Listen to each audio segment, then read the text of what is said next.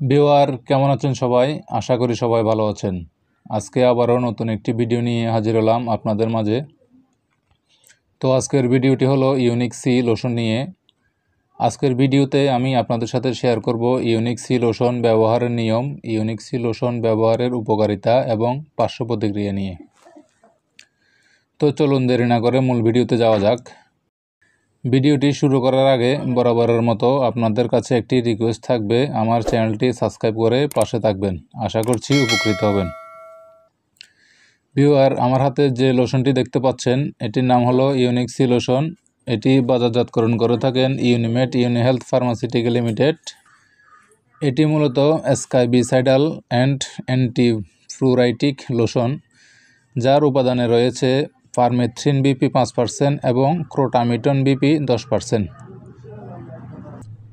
এটি মূলত স্কাবিস জাতীয় অ্যালার্জির জন্য খুবই উপকারী একটি লোশন। এটি ব্যবহারের নিয়ম হচ্ছে গলা থেকে পা পর্যন্ত পুরো শরীরে লাগাতে হয়।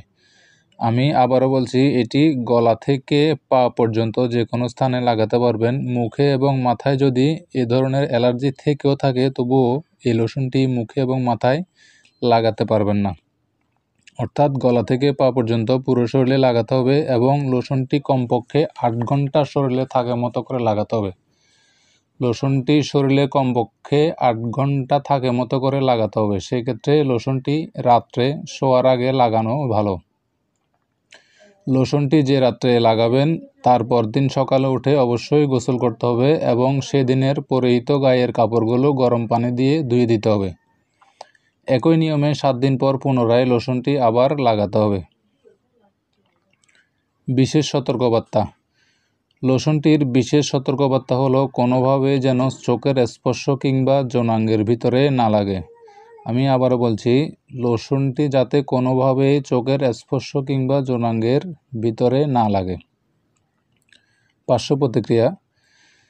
ইউনিক সি লোশনের পার্শ্ব প্রতিক্রিয়া হলো মাঝে মাঝে জ্বালা পোড়া অথবা হুল বেদনার অনুভূতি প্রবাহিত হওয়ার তথ্য পাওয়া যায়। এটি সাধারণত মৃদু এবং তীব্র স্কাবিস যুক্ত রোগীদের ক্ষেত্রে বেশি হয়। ত্বকের জ্বালা পোড়া ক্ষণস্থায়ী চিহ্ন এবং লক্ষণগুলোর মধ্যে আছে র্যাশ অথবা চুলকানি, রক্তিমা, স্ফীতি এবং একজিমা। স্কাবিসের স্বাভাবিক ইতিহাসের অংশ হিসেবে এটিকে সাধারণত ধরা হয়। ভিউয়ার, যে কোনো মেডিসিন সেবন কিংবা ব্যবহারের আগে অবশ্যই ডাক্তারের পরামর্শ নেবেন এবং ওষুধের মেয়াদ উত্তীর্ণ তারিখ দেখে ক্রয় করবেন। তো ভিউয়ার, স্কাবিসের জন্য ইউনিক সি লোশন ব্যবহারের নিয়ম সম্পর্কে অনেক তথ্য আশা করি পেয়েছেন।